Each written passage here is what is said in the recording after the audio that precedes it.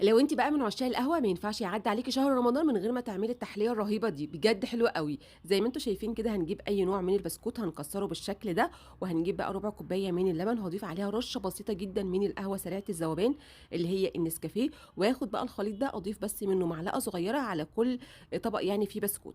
هنجهّز بقى الطبقة التانية ودي عبارة عن كوبايتين من اللبن، وهاضيف عليهم معلقتين كبار من النشا، 4 معالق كبار من السكر والسكر اختياري، وكمان نُص معلقة كبيرة من الكاكاو، وهنخلطهم بقى لحد ما الخليط يكون تقيل وكريمي معانا بالشكل ده.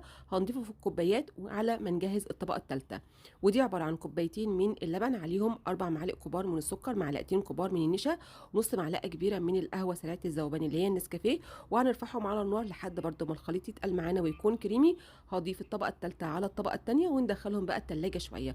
بعد ما خرجتهم من التلاجة هتزينوهم بأي حاجة متوفرة عندك، وما قدرتش امسك نفسي معلقة ورا معلقة.